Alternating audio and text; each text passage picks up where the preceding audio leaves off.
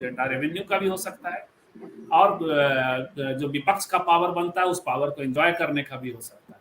लेकिन बहुत सारी स्थितियों में मानस है। मैं इससे पत्रकारिता से अलग साहित्य से उदाहरण दे रहा हूँ। ये 2017-18 का ही दौर था। दलित लेखक संघ के कार्यक्रम में चर्चित कवि हैं और नौकरशाह रहे हैं, आईएएस रहे हैं, चर्चित आईएएस भी रहे हैं, अशोक वाजपेयी, वो आए थे और उन्होंने कहा कि मैं इतनी बड़ी धारा से अनजान था, मैं तो जानता ही नहीं था क्या लिखा जा रहा है दलितों द्वारा और दलित लेखकों द्वारा, तो मुझे ये अब जानना है। ऐसा क्यों हो रहा था? ऐसा इसलिए कि उस समय जय भीम लाल सलाम के नारे लग रहे थे। पूरा इन सब एक हमेशा सत्ता से लड़ने की मुद्रा में जो लोग होते हैं, रियल लड़ाइयां अलग होती हैं, जो मुद्रा में लोग होते हैं, तो ऐसी चीजों से तो वो उस प्रभाव में वहां आते हैं और उसके बाद वो ये सारी बातें करते हैं, वो पढ़ेंगे, लेकिन उनका ना पढ़ना 2-4 साल बाद स्पष्ट होने लगता है। तो ये वो लोग हैं। ये एक मुद्रा में कि विपक्ष की मार्केटिंग कहाँ है, वहां पहुंचते हैं और अपने मानस से, अपनी जो पृष्ठभूमि है, अपना जो कंस्ट्रक्शन है, वैचारिक कंस्ट्रक्शन है, उसके जरिए मुद्दों को भटका जा। हो सकता है कि निर्दोष, हो सकता है कि पुण्य प्रसून का कोई बड़ा एजेंडा नहीं, लेकिन पुण्य प्रसून का जो मानसिक बुनावट है, यदि ब्राह्मणवादी है तो उसी तरीके से बात करें। या जिसको घर में ही रह करके पत्रकारिता करनी है, सिर्फ विश्लेषण करना है, तो वो 7 सीटें बीजेपी को हरा देगा दिल्ली। देखिए, छोटे पत्रकार ऐसा करते हैं तो चलता है, लेकिन ये हिंदी के इतने बड़े पत्रकार यदि आपको रियल विपक्ष ही नहीं पैदा होने दें, विपक्ष का रियल विचार पैदा नहीं होने दें, तो बड़े नेता भी तो इन लोगों से बहुत कुछ लेते हैं ना। बड़े नेता इनको बहुत कुछ देते हैं तो बहुत कुछ लेते भी हैं इनसे। जी जी। तो मतलब मैं ये इसको और आगे बढ़ा रही हूँ विनय आपके साथ कि जैसे मान लीजिए कि मनोरमा जो जिस बात की ओर पहले सवाल रख देती हूँ कि जैसे मान लीजिए कि अभी ये भी है कि एक मतलब मैं ये डायलॉग कई बार रिपीट कर चुकी हूँ, फिर रिपीट करती हूँ। कंपनी फिल्म का है कि धंधे की लाश पे धंधा नहीं कर सकते। तो एक पॉइंट आता है जहां पर आकर के होता है कि आपको मतलब आपको जो कुछ भी आप सत्ता की अगर दलाली कर रहे हैं या सत्ता के साथ में है, उनकी गोदी में जा बैठे हैं, इसी मीडिया के कारण बैठे हुए हैं, तो मतलब अब वो मीडिया एकदम मर जाएगा तो फिर आपके पास गोदी में बैठने की सुविधा नहीं हो, क्योंकि आप मर चुके हैं। तो आपको इतना जिंदा तो रहना पड़ेगा कि गोदी में जाके बैठ सके आप, है ना। तो उस पॉइंट से आपको थोड़ा ठीक होना पड़ेगा।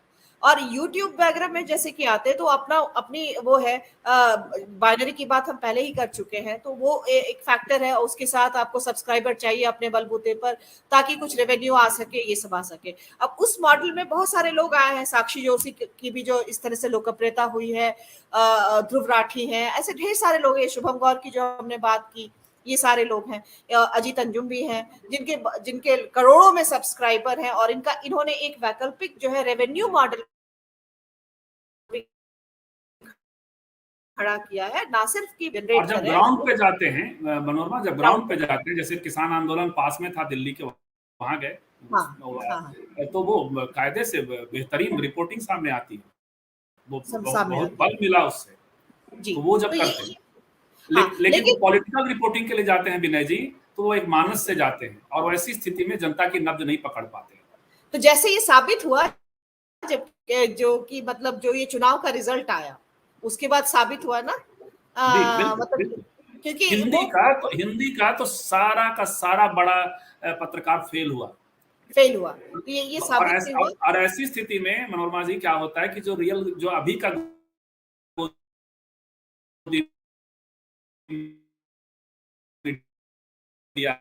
है, यानी जो नाम पत्रकारिता एजेंडा से करने, उनका एजेंडा जब सेट हो जाता है तो वो बड़े पत्रकार की छवि में जनता के सामने आते हैं। अरे ये तो कही रहा था कि चुनाव में इसको जीतना है, वो जीता।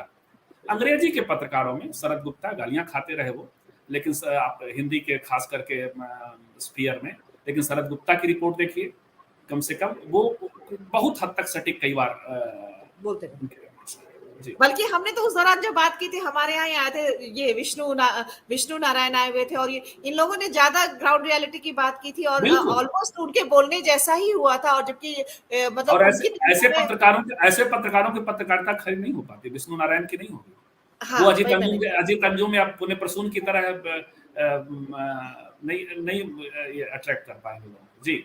हाँ, तो ठीक है, तो विनय यही मेरा कहना है कि मतलब इन सब की वजह से जो है मतलब कि इन्होंने बाइनरी में जो करके रखा है, मतलब ठीक है, उसके कारण। और जब अब ये बात काफी मतलब आलोचना भी इस समय हुई इस चुनाव के परिणाम आने के बाद, जो इस तरह, क्योंकि इसमें ये तक आरोप लगाया गया कि ये जानबूझकर वैसे लोगों को चुन रहे थे अपने बाइट्स के लिए या उसके लिए कि जो मतलब सरकार के विरोध में ही बोलने वाला था और मतलब कि दूसरे पक्ष का था। तो इस तरह से एक दूसरे छोर की पत्रकारिता ये हो गई।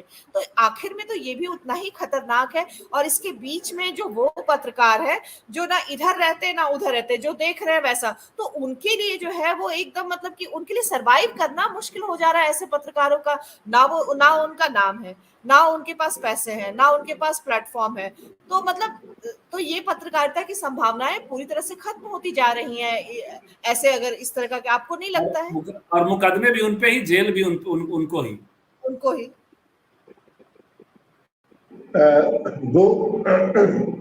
दो बातें यहाँ मैं कहूँगा। एक तो पुरानी बात है, हम लोग सब लोग जानते हैं कि जब भी 3 लोग मंत्री वैद्य और गुप्तचर, ये 3 अगर सच बात नहीं बोलते हैं तो उस राज्य का नाश हो जाता है। तो वही हाल मीडिया में भी एक ढंग से है। पॉल ओफ्रे ने एक बात कही थी कि जब भी आपको कुछ नया सीखना होगा तो कुछ अनलर्न करना होगा। You have to unlearn something to learn. क्योंकि जब भी आप कोई फिक्स नोशन के साथ जाते हैं, क्योंकि सच्चाई हमेशा बदलती है। लोकतंत्र में, भारतीय लोकतंत्र में हर चुनाव एक नया चुनाव होता है और उसके पैरामीटर्स बदल जाते हैं। जब आप ओपन माइंड के साथ नहीं, क्योंकि आंकड़े कुछ नहीं कहते, एक ही सेट ऑफ डेटा जो होता है उससे